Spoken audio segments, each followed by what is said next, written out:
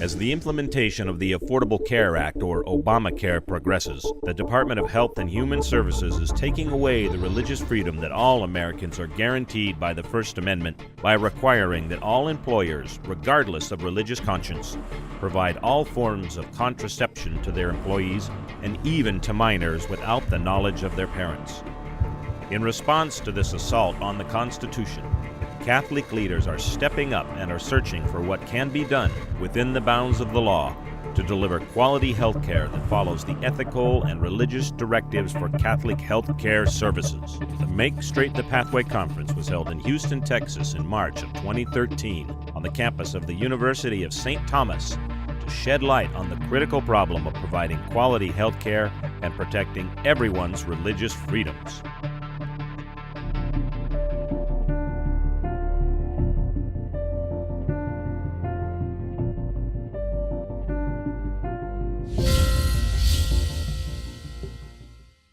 My name's Jeff Patterson. I'm the Executive Director of the Texas Catholic Conference. We're the organization for all the 15 bishops in the state of Texas, all the ordinaries in the state of Texas. And so our primary job is to be the public policy voice of those bishops in the state of Texas. But we also manage the Catholic archives for the state of Texas. We certify the Catholic schools in the state. And in really just about anything that the bishops send us off to do. That's part of our responsibility. Before I start, I want to say, and I'm sure you've done this already, but I would be remiss if I didn't. I want to thank Tim Von Dolen very much for inviting me to be here today. Tim is probably the best example of what we've been talking about, the people standing up and for their Catholic faith and for religious liberty. So if you guys would please give a round of applause to Tim for making this possible. I too, just like Jonathan and Doug and Tim, I too am from Austin, and I guess the question I have is, can I get a ride home from one of you guys? I too, Jonathan and I both come from the east side of Harris County. He's from Galena Park. I'm from Pasadena. We're East End boys, and we got to know each other and work together very closely. He's a wonderful guy. I love coming back here to Houston because this is where I grew up. My mom's picture is actually on the walls over there. I was looking at it earlier. She graduated from the University of St. Thomas years ago. So now not only do I have 15 bishops and a cardinal and archbishop looking over me, now my mom is looking over me as I talk about this today. The other reason I love to come to Houston is that I really have come to respect and appreciate and really love Cardinal DiNardo, and I'm sorry he wasn't here today. I think he had something else he was doing. I'm not sure what it was. I talked to him 2 days ago. He called from Rome because he was complaining about the legislature, which God knows we all do. And I had him on the phone, and I thought, this is my opportunity to see if he can give me some odds. Put some money down in Vegas.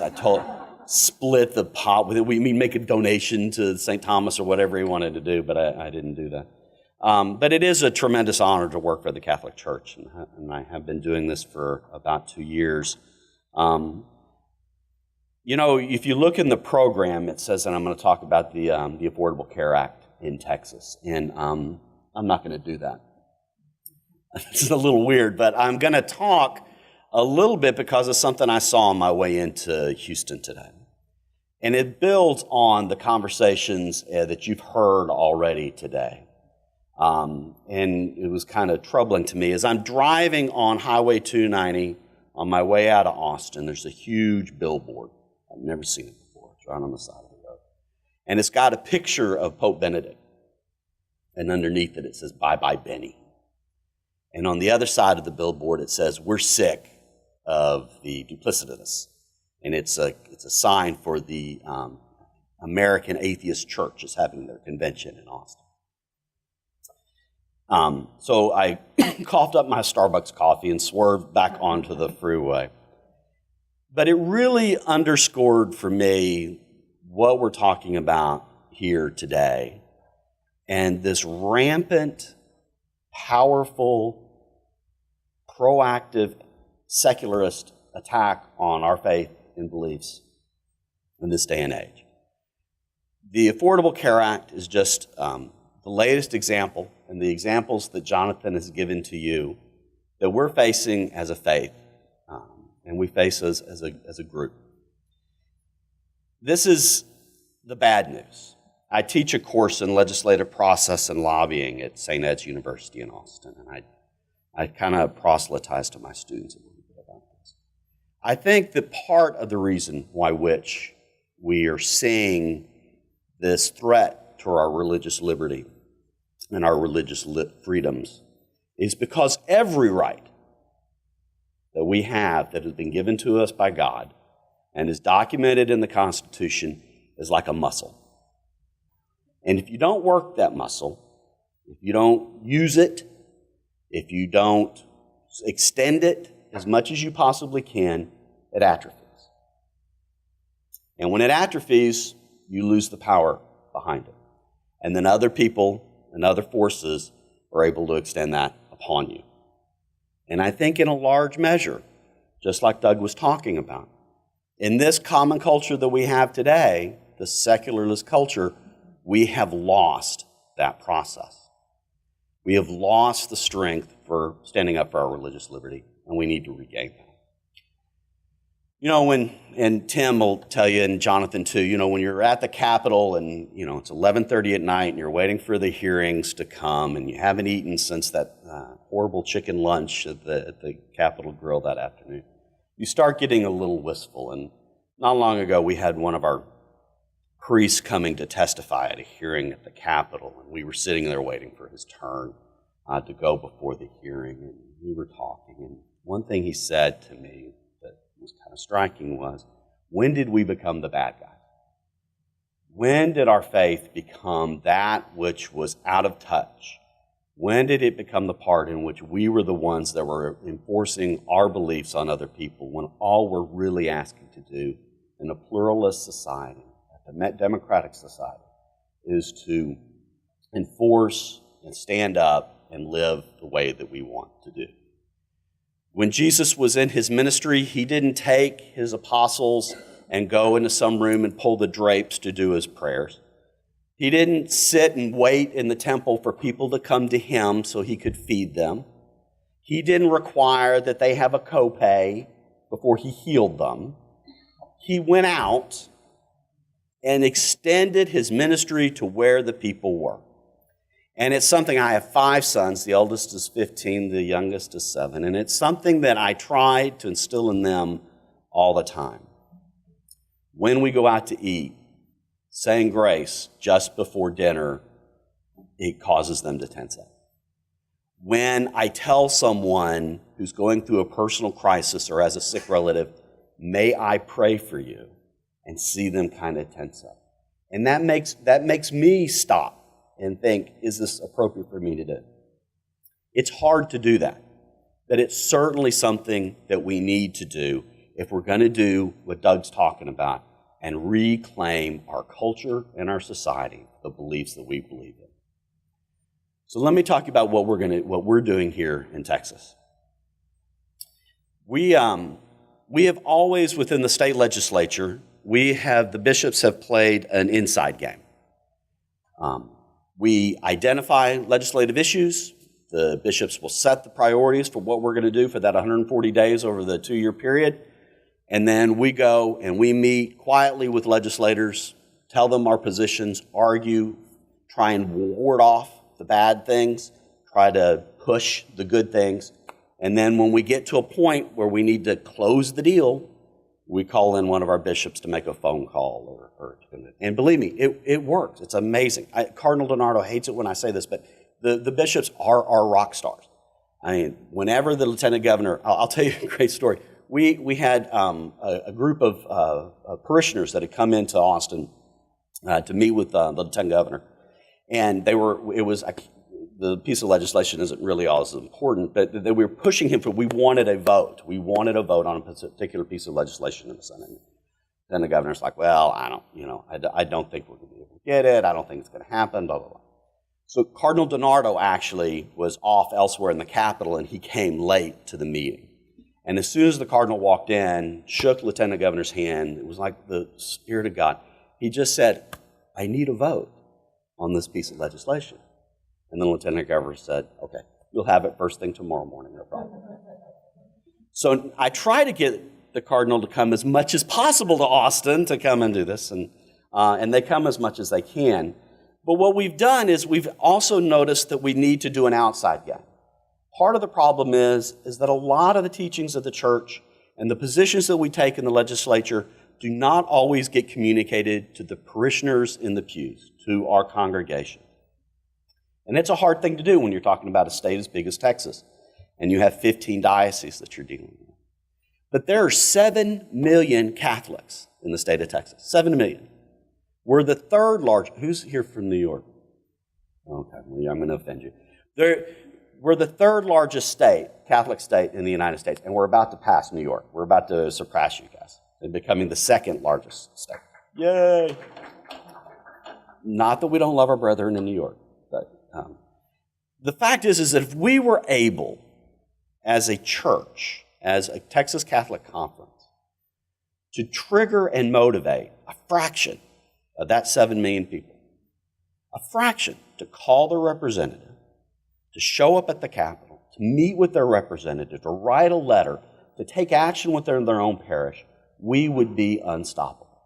We would shut down the switchboard, the mail office at the Capitol would be flooded, people would hear us, and they would know that the Catholics are paying attention. We need an outside game, and so that's what we've started. Our outside game is called the Texas Catholic Network. And what it does is it reaches out to people within our communities across the state of Texas, and we've identified a process by doing it through electronic communication. I didn't bring a PowerPoint presentation, but I'll give you the address right now. www.txcatholic.org.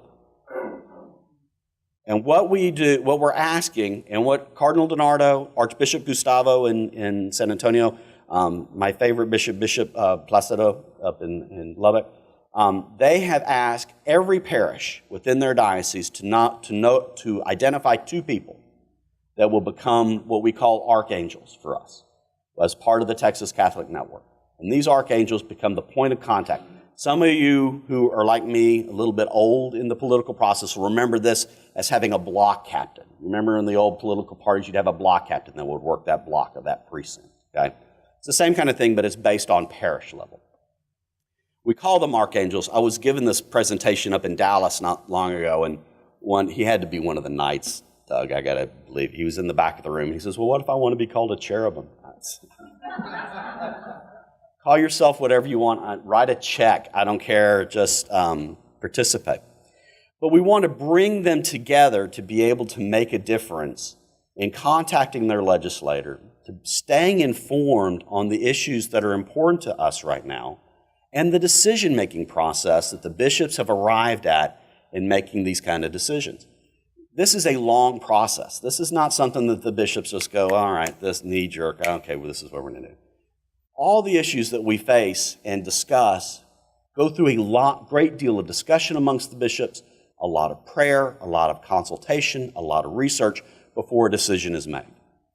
So here's where I'm going to cheat and get under the topic I was supposed to talk about today, the Affordable Care Act. As you heard already today from Richard and from others, the problems of the Affordable Care Act and the Obama administration's attempts to squash our religious liberty and our faith are certainly problematic. But on a state level, it's also problematic for us in that in the state of Texas, the Governor Perry has decided that he's not going to participate in the expansion of Medicaid, which would mean that 1.3 million Texans would not be able to get health care under the new Affordable Care Act because expansion of Medicaid was part of the whole restructuring of the health care system. And because we've reconstructed the healthcare system, there's not going to be as much charitable care that's going to be available to them. So the bishops, twice already, and they're about to do it again, have appealed to the governor and to the state leadership saying, you know what, we have very strong reservations about the Affordable Care Act. But the fact that the federal government is going to pay 95% of the expansion of Medicaid that would bring about 1.3 million people to get health care, that's important to us too. And we want you to be able to make that expansion happen. And they see it not only as a part of our church's belief in making sure that everyone has the dignity and health care, but also because it has a tremendous negative economic impact to us. These issues are not easily defined when we oppose the Affordable Care Act on one sense, but we support the intention of the Affordable Care Act in the other. And so being able to explain this to people is what we hope to be able to do. Too many times when I'm at the Capitol, I have people come to me and say, I don't understand. Why does the church believe this the way that they do? And it's because we have not done a good job in communicating to our people why we believe the way we do. When those homilies that we hear on Sundays are very, very strong, helpful, and really strengthen our faith. But we also need a little bit in telling us how we apply that to our daily lives now, and how we apply that to what we're doing in the public sphere. And so the bishops decided we're going to create this outreach program, Texas Catholic Network, and that's how we're going to communicate this on a regular basis. If you become a member of the Texas Catholic Network, you'll get our weekly email newsletter about taking place in the Texas Legislature. It's called the Texas Catholic Voice. You'll get news clips that we pull once or twice a week from a variety of sources across the state that you'll be able to see a lot of the issues that are taking place. We'll also give you opportunities to participate in terms of action alerts, events that we're hosting every once in a while. Just yesterday, we hosted an event informing people about the advanced directives and end-of-life care issue in Texas. And so we want to be able to make that communication with you, and we want to hear from you. This is not just a one-way push out of information. This is a way that we get to hear from you as well about the issues and engage in a dialogue with us. And we think that that is extremely important. But more importantly, though, is the fact that we do not have to operate on these issues of our faith and of social justice and of pro-life and of religious liberty alone. And so here's where I make the nice little segue to our panel. If I can have the panelists come up. This is an issue in which it's not just something that I take direction, well, the bishops get direction from God and then I take direction from the bishops. But that's not the only way this works. It also means that we need to reach out to other people, to Jonathan Sines with Texas Values, with Doug Oldmixon and the Knights of Columbus, with Tim Van Dolen and all how many organizations that you're involved with is phenomenal. To other denominations, to the Texas Impact folks, to the Texas Baptist Commission, to those other people, so that we're able to not only focus on our terms of faith, but overlap the ecumenical functions of all our faiths to be able to pursue that in the future. Hi, I'm Jeff Gardner, and on behalf of the John Paul II Life Center and the Christus Medicus Foundation, thank you for watching this presentation. The need for more crisis pregnancy centers and Christ-centered medical practices throughout the United States is critical and ongoing, and we'd like to encourage you to get involved. Before you do, there are a couple of important takeaways that we'd like to leave you with. First and foremost, develop a strong and clear vision of what it is you want to create. Be sure that you understand the distinctions between a crisis pregnancy center, a family practice clinic, an OBGYN clinic, a multidisciplinary medical practice, or a sonogram center. Familiarize yourself, too, with the not-for-profit laws as they pertain to health care in your state. John Paul II Life Center operates within the state of Texas. Your laws may vary. Also, before you begin either to explore a crisis pregnancy center or a Christ-centered medical practice, get the blessing of your bishop. Get a committed and unified board. If you can, get the cooperation of your local Catholic hospital.